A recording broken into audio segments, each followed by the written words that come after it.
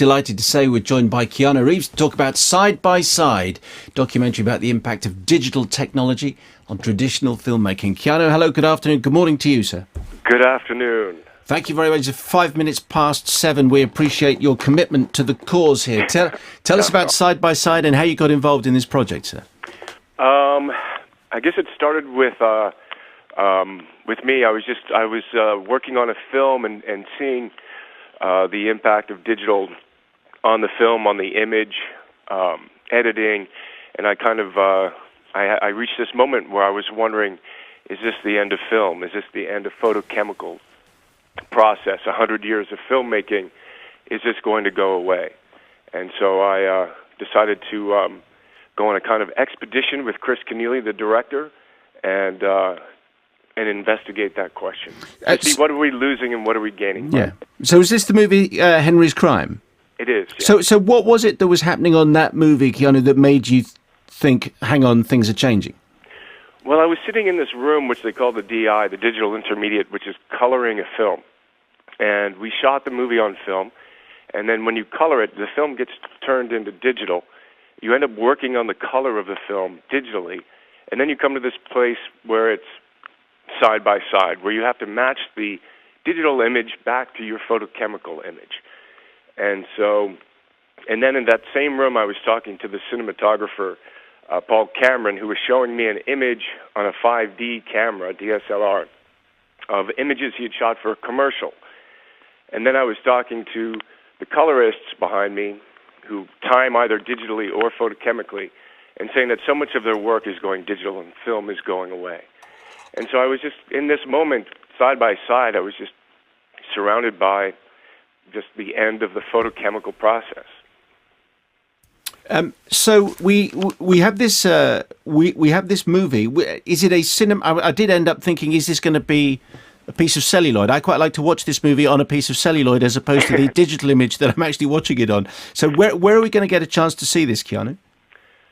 Where are you going to get a chance to see Side by Side? Well, hopefully you're going to be being able to watch it in the cinema in London, and it ran for a while here in the States, and it's available, as films are exhibited now digitally. You can either go upload it, stream it, video on demand as well.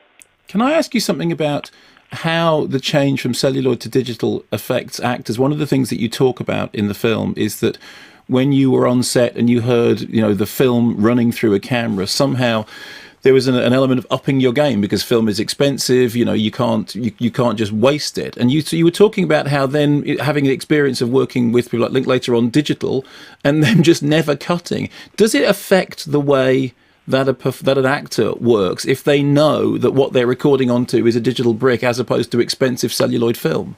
I can't really speak to the end result of it, but the experience of oftentimes the environment feels different. But it doesn't have to be that way. In the sense of the moment or the intensity of capturing a scene, I think ultimately, with photochemical, you can't say that's really high, and with digital, it's really low because of the difference of the time, or perhaps say the cost of it. But it isn't the same. But in the outcome, in terms of a performance, I can't say whether or not it has an effect.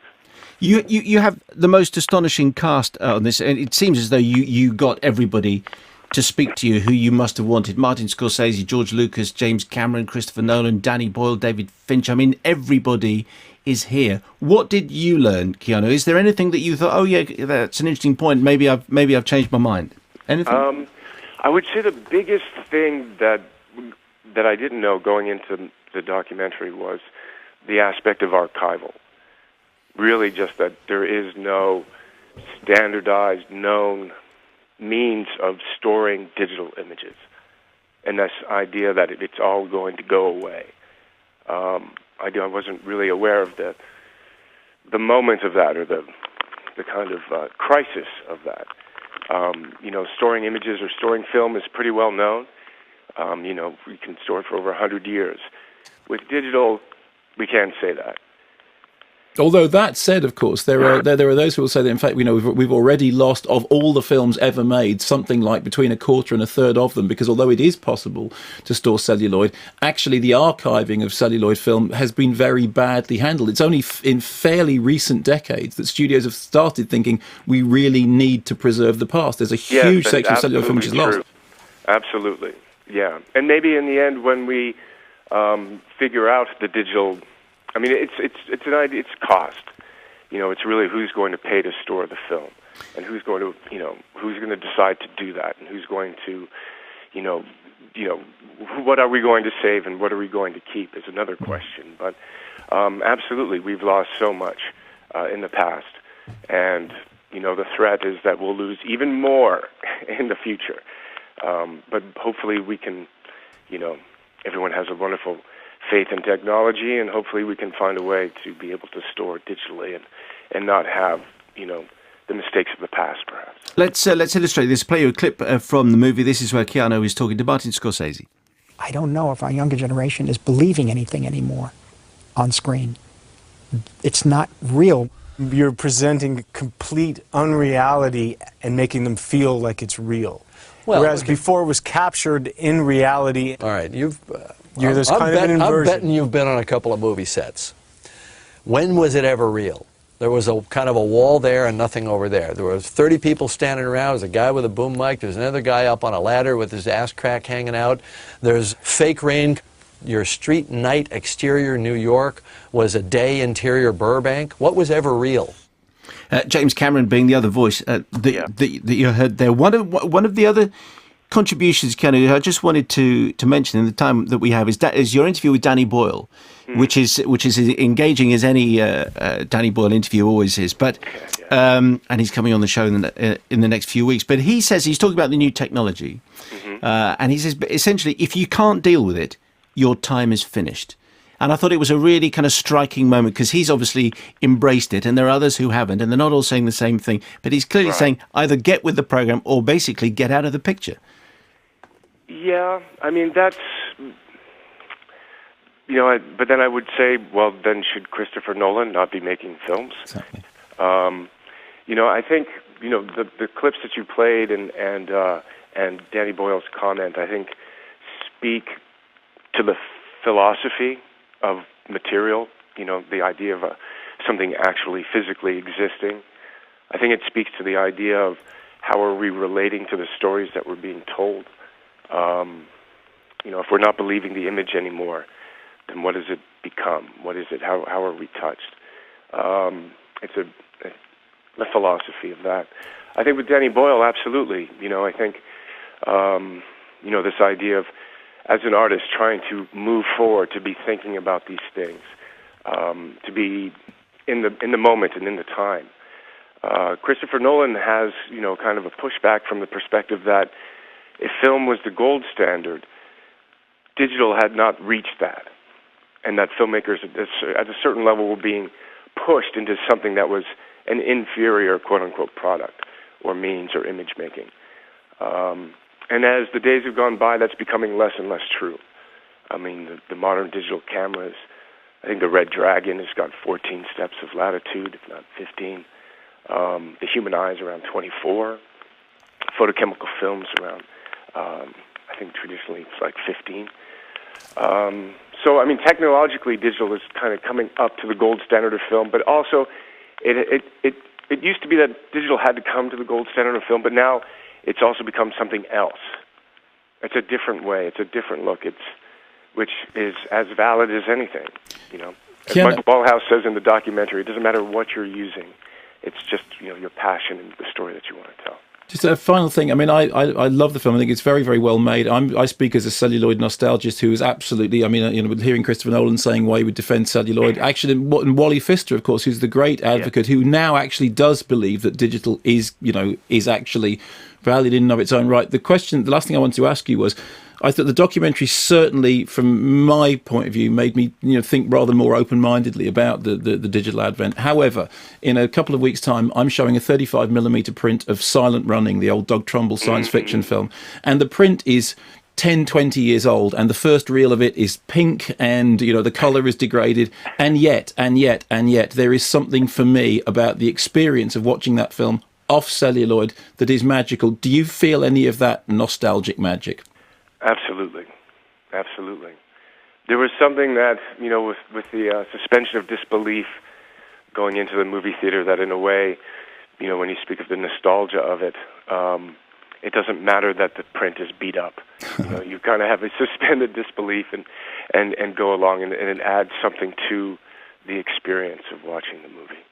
And so moving away from the nostalgia, finally, Keanu, to what a number of the contributors to your films and talk about is the future, where people are watching movies on their computer, on their phones, and there is this here. You talk about the democratization of making films, and you can now say to most people, say, if you want to make a movie, go and make one. If you want to act in a movie, get together with some mates, get your film, make a short piece, edit it. The software's cheap or free. Put it on YouTube. And you can do this. And then one of your contributors says, but who is the tastemaker? And it's almost as though their nostalgia, they're kind of reluctant to let go of the role which has been theirs. Yeah, yes, absolutely. I mean, there was, and the other side of that is, I guess it's a kind of sense of quality. It's like when you would go to Chess Records, or if you go to a Warner Brothers picture, or, that there's a certain, there's a standard. There's a kind of like, that this is going to be technologically, it's going to be this kind of story. It might represent a kind of quality. That is changing. But I think that's what, there was a producer who used to work at Warner Brothers Pictures, Lorenzo de Bonaventura, talking about that. And he was like, and now I don't think there's going to be more good. I think there's going to be more bad and less good. And, I think that's, people fear that. There is so much more content. I would just say that as a sidebar, I think the kind of explosion and renaissance in a way of the documentary is going, when we look back at this time, I think we'll be talking a lot about that. Now, people not only making, stories and telling, entertainment, but I think documentary is having a huge boon from this digital time.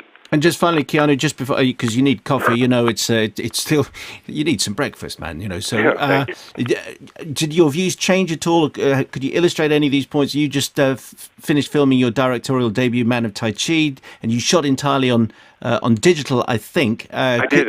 And can you, and how did that inform your views on as to where this process is going? Well, for me, it was easier to make that decision because I'd been working on the documentary, so I was really much more familiar with digital workspace and workflow, and so it was a less unknown quantity to me.